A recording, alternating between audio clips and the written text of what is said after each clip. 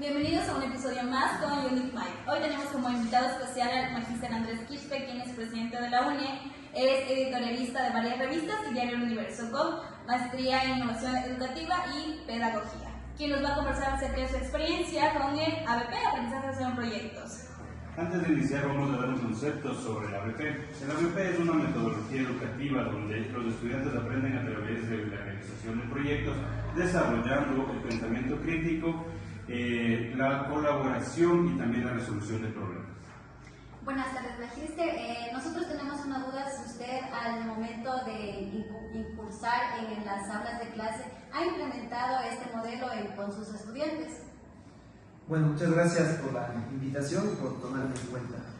Sabes que sí lo he aplicado. Fue un momento incluso en que en el bachillerato, en educación en general, estuvo de moda. De paso se acumulaban los proyectos en los planteles educativos, más o menos como se acumulan las tesis en las universidades, pero hoy están ya en los repositorios y es más efectivo. Yo apliqué un proyecto de un podcast histórico, medio simpático, que ya les voy a comentar. Magíster, otra pregunta. En cuanto a su experiencia, ¿cuáles han sido los mayores retos o los desafíos que ha tenido que enfrentar al implementar ese modelo ABP?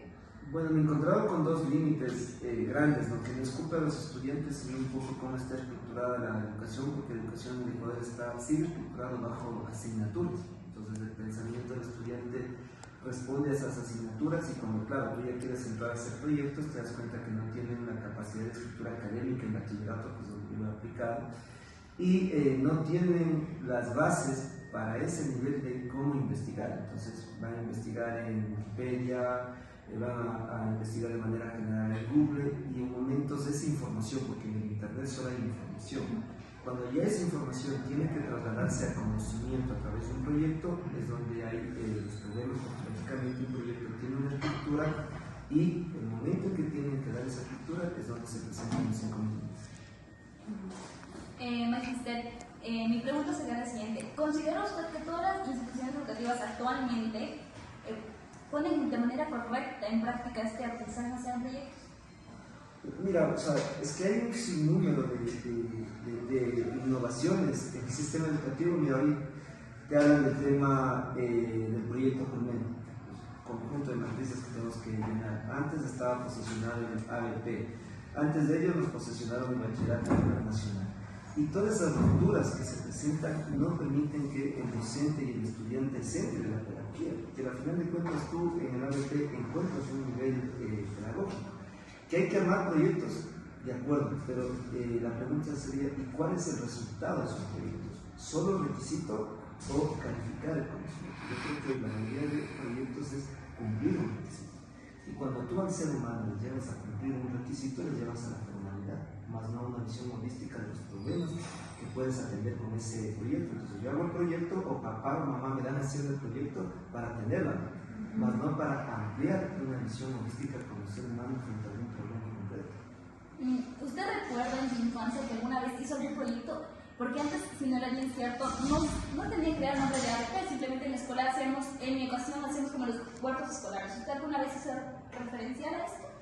Mira, o sea, proyecto estructurado como tal, teóricamente no, porque hay cosas de antes de la educación que eran medias cositas. Por ejemplo, tú en la escuela tenías costura. Y te podrías decir, bueno, ¿y eso para qué? Es como decir, Claro. ¿por qué le haces desgranar una mazorca a un niño? Por ejemplo, a una niña. Entonces, antes tenías costura. En el bachillerato yo tenía lo que eran actividades extracurriculares dentro de las horas de clase, como electricidad, como cerámica, en el bachillerato. Y yo me acuerdo que para el Día de la Madre le hice una lámpara, con recursos propios. Compraron peluche, luego compré un tubo, compré un carro, compré un foco y lo regalé. Pero mira, tú puedes ver eso formal, pero no, o sea, yo estaba concretando mi conocimiento que me daba el bachillerato transformado en cariño.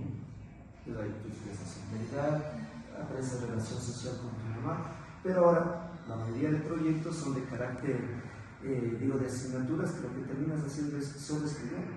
Y si la teoría no va relacionada con la práctica, vas a tener resultados bastante limitados. Entonces, ¿usted considera que tendremos que direccionar la teoría con la práctica a la vez? realizar lo escrito, pero también ponerlo a ejecutar en nuestro diario vivir, en la aula de clase. Parte de los proyectos de antes eran las actividades extracurriculares. Por ejemplo, si tú querías ser periodista, tenías el club de periodismo en el bachillerato y te inclinabas hacia el club. Claro, y así tenías un ciclo. Entonces, tú escribes el proyecto y luego tienes la oportunidad de concretarlo en un sector o en un área concreta, pero si solo le llevas al estudiante a que escriba el proyecto, se gane las notas, ya está ahí. El objetivo es ganar la nota, más no resolver un problema, en todos los casos, por más que en el proyecto al final digas, voy a hacer un sistema braille con estos recursos para los estudiantes que tienen esta dificultad. Ya está, muy bueno el sistema braille, pero en concreto, ¿qué fue lo que el estudiante al final de cuentas obtuvo como producto? Fue en aprobar. Y necesitamos no solo estudiantes que aprueben, sino estudiantes que respondan a los problemas que tienen en la vida diaria. Magister, ¿qué consejo usted le daría a un docente que está considerando empezar con este proyecto en su inicio de práctica? Que les enseñan a hacer preguntones a través de los proyectos de los estudiantes. Mira, yo apliqué un poco al histórico y era que consistía en que traigan las cartas de sus enamoradas o enamorados. Y claro, había recelos, había inquietudes, pero el tema es de que en el bachillerato en ese entonces, antes del BGU, el bachillerato que unificado, todavía había el bachillerato en especialidades. Entonces en estudios sociales estás obligado a leer. ¿Ya? ¿Te guste? No. Ya. Lastimosamente así está la lectura como una obligación. Entonces yo les solicité que traigan las cartas de sus enamoradas, de sus enamorados. Luego de revisar yo las cartas con ellos, nos reíamos, encontrábamos fotográficas, con ellos, nos revisaban uno por uno porque no lo podían emplear. Y luego les hice revisar a todos la carta de Simón de Bolívar, no sé si trabajan con ustedes. Y en esa carta, la primera carta de Simón Bolívar a su tío. Y luego en esa carta ellos encontraban un sinnúmero de faltas ortográficas de Simón Bolívar. Y íbamos haciendo una línea histórica. Decía, ¿por qué creen que hay faltas? En ese tiempo Simón Bolívar no tenía la Real Academia de la Lengua. El alfabeto no tenía todas las letras. ¿Ya? Entonces, un poco les fui explicando cuál era el proceso histórico de los textos escolares y por qué los textos escolares es una concreción del pensamiento humano sobre un material, sea papel, sea ahora biblioteca virtual, etcétera, etcétera. Entonces, el objetivo de ese podcast histórico era despertar la lectura en ellos. Y luego el podcast finalizó haciéndoles escoger la canción de reggaetón que más les gustaba y yo les llevo el Quijote de la Mancha. Y les hice notar por qué el género musical reggaetón es el género con mayor nivel de vulgaridad y por qué el Quijote de la Mancha es el nivel más culto de la literatura. Entonces, íbamos un poco, el objetivo era despertar la lectura, no que ellos busquen despertar algo frente a terceros, sino cómo ese proyecto ayudaba a resolver una dificultad dentro de ellos mismos. Entonces, una vez que se fue el proyecto, fuimos a dejar a la institución, pero no dirían todos, pero en una buena parte se expresó un nivel de lectura. Entonces yo les decía, ya leíste las cartas que te envió tu enamorada, ¿crees que hay verdad en eso? Y decía, no, entiendo por qué se presenta ese problema. Entonces resolvimos algo dentro del aula. No esperamos resolver lo de terceros, sino algo En caso de sus estudiantes, ¿alguna vez le comentaron a usted si se sentían quizás frustrados, si en algún momento no les salió el proyecto o los resultados que ellos esperaban como tal? O sea, en mi aula no, pero en el área, en la junta, encontramos los casos de estudiantes que mandaban. Es positivo siempre y cuando no se convierta en un requisito como el celular. Y segundo, cuando no se convierte en sobrecarga laboral para el docente, porque el estudiante cumple con el requisito y el docente cumple con el requisito de presentar a su área. Nada que es obligatorio ayuda al desarrollo del conocimiento. Lo que no es obligatorio precisamente permite ampliar la mente y en eso la UP puede ayudar. Muchas gracias.